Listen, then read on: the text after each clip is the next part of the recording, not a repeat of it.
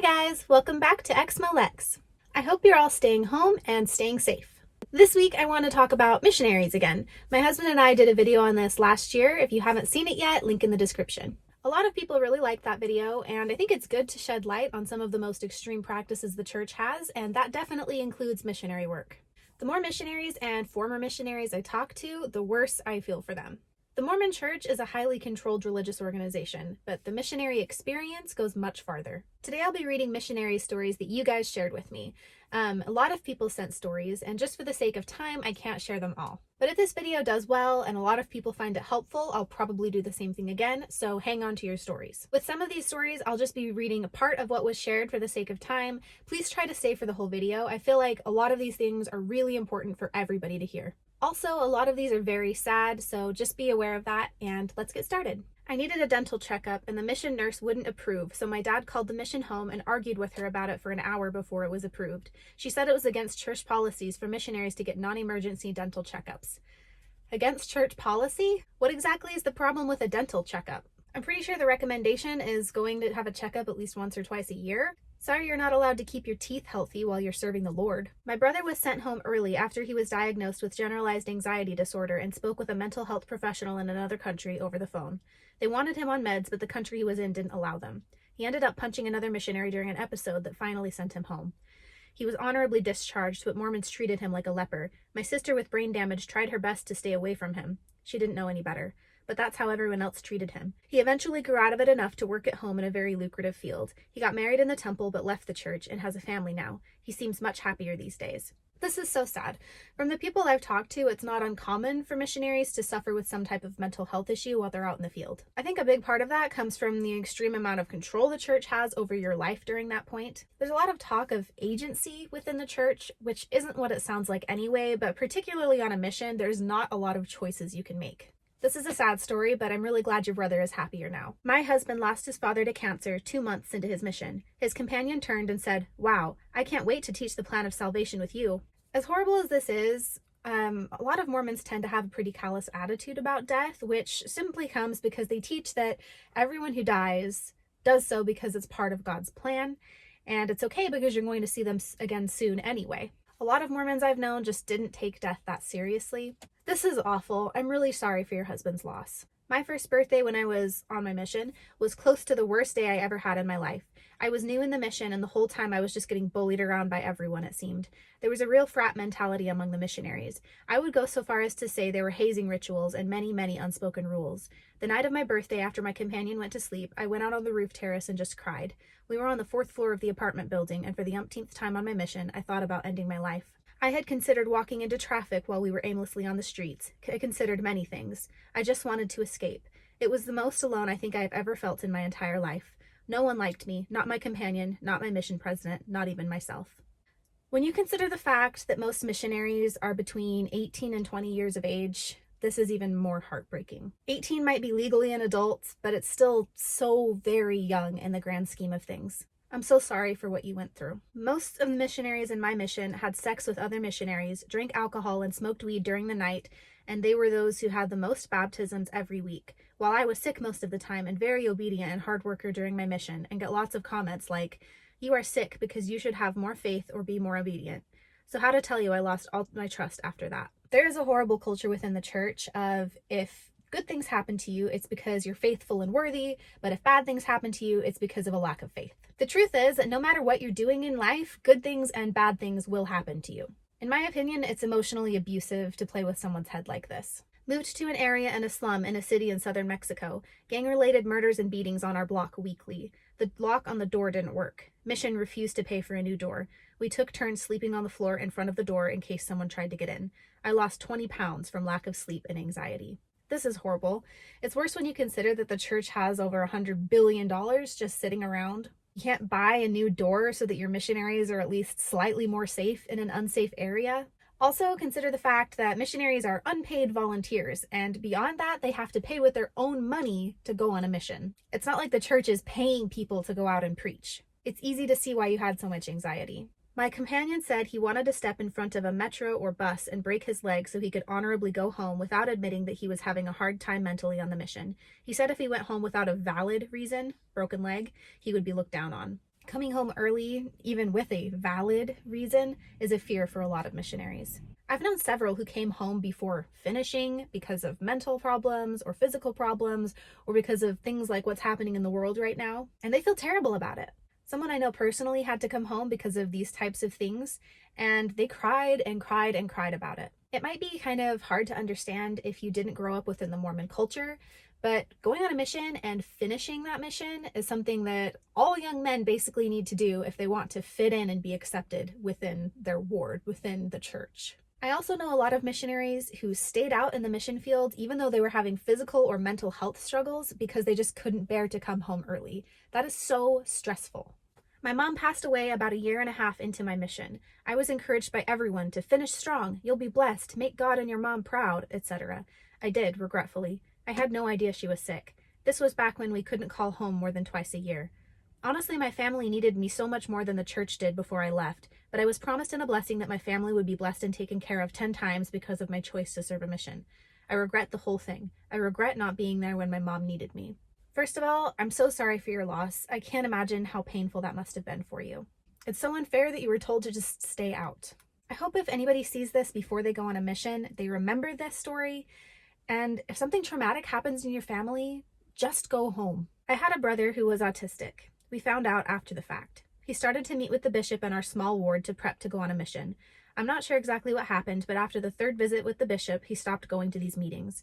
My parents were in a fit because they kept asking the bishop what was going on and he refused to tell them. Either way, they started pressuring him and trying to get him to go. At the same time, with it being a small ward, everyone found out my brother wasn't going on a mission, so the members started pressuring him to go.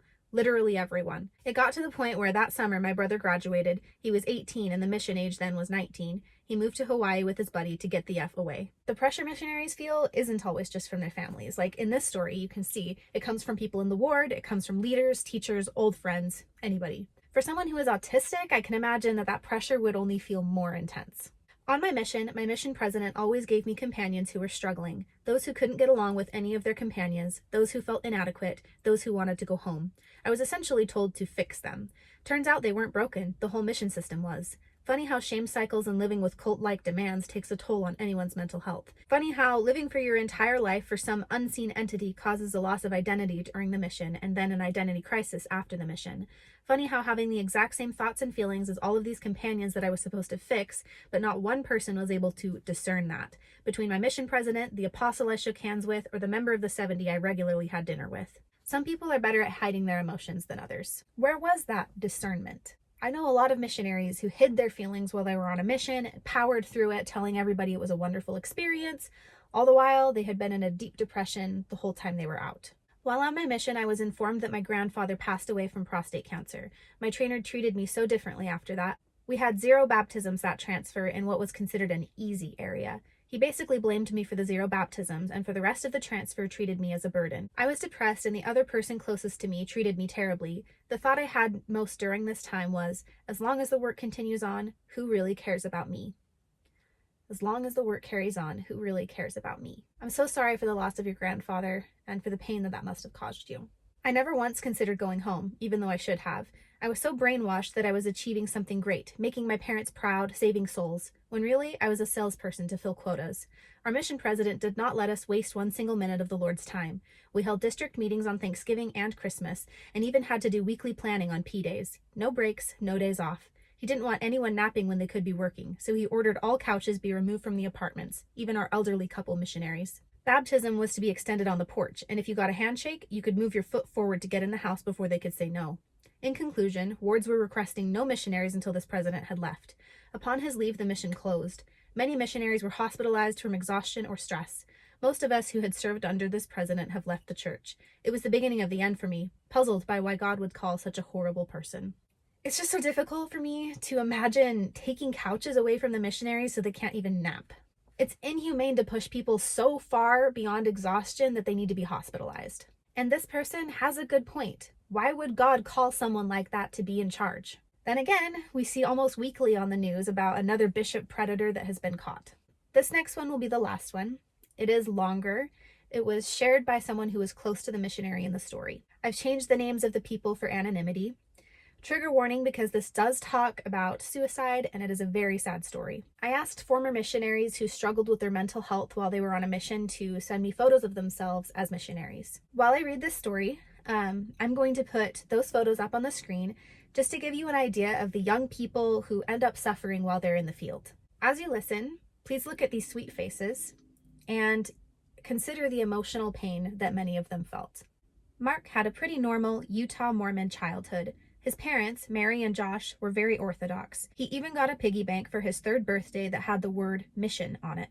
His entire upbringing seemed to be in preparation, not for college, but for his mission. He left for his mission right out of high school, and he served in such and such. After about 3 months in the mission field, depression set in. His mission was a struggle, but he returned home with honor. When he returned from his mission, he moved back in with his parents. His whole life had been in preparation for his mission, and now that it was over, he was left without direction. His depression started to get worse. He enrolled at the University of Utah but dropped out after 1 semester. After that, his dad Josh got him a job at the factory where he worked. Mark and his dad would carpool every day. The health insurance that his employer offered was minimal, and it did not cover mental health visits, so he never attended therapy. Several years passed and his depression was getting really bad. His depression had left him as a husk of his former self. He had been living with his parents in his basement for nearly 5 years. He had no friends, no girlfriend, no hobbies, no professional certifications, and no college degree. He didn't even have his own car. Now 25 years old, the only things that he had were his entry-level job, the church, and his virginity. On the morning of Valentine's Day 2017, which also happened to be his sister's birthday, he was at home getting ready for work. Josh noticed that Mark was taking longer than usual to get ready, so he went down to Mark's bedroom in the basement to check on him. Mark told his dad to go back upstairs and he'd be up in 5 minutes. Josh went back upstairs. Within about a minute, Mark had opened his family's gun safe, removed his .45 pistol, and shot himself in the head. Both of his parents heard the gunshot from upstairs and ran to the basement and found Mark's lifeless body. Josh attempted life-saving maneuvers while Mary called 911. Mark was pronounced dead on arrival. This is what can happen when you put your religion above everything else in life. While his parents knew he was depressed, they didn't know that Mark was suicidal because he had never verbalized that he was having suicidal thoughts. He didn't even leave a suicide note. A recurring theme here is that this young man was raised to be a missionary, which isn't uncommon in the church. Education, careers, and relationships are usually all put on hold when it's time to go on a mission. I see photos from LDS friends and family all the time where they've dressed up their babies, literally 1 to 2 year olds, in a suit and tie with a fake name tag that says Elder so-and-so, future missionary for the Church of Jesus Christ of Latter-day Saints. And then the caption will say something about how they're so excited for when their kid grows up and goes on a mission. And like was mentioned in the story, they actually do make piggy banks that are super church specific, and they sell them at places like Deseret Book.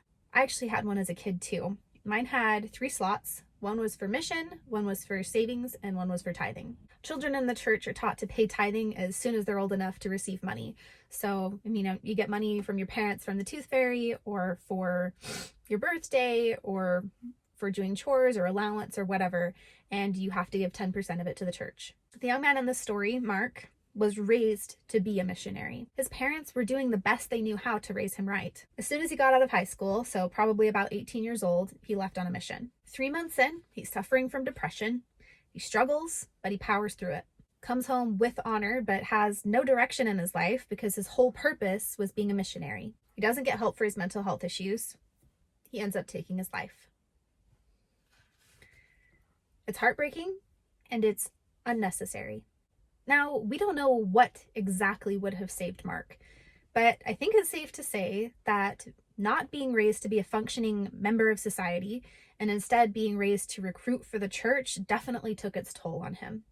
To end this video, I just want to talk a little bit about the things the church controls in the life of a young missionary. If you never went through it, imagine yourself at 18 years old having all of these restrictions. Missionaries aren't allowed to watch TV or movies. They can't surf the internet. They can't listen to music that isn't church hymns. They can't even read books that aren't church books like the scriptures or preach my gospel. The church tells them when to wake up and when to go to sleep. They literally have a time that lights need to be out. They also have to be in their apartment by a certain time at night.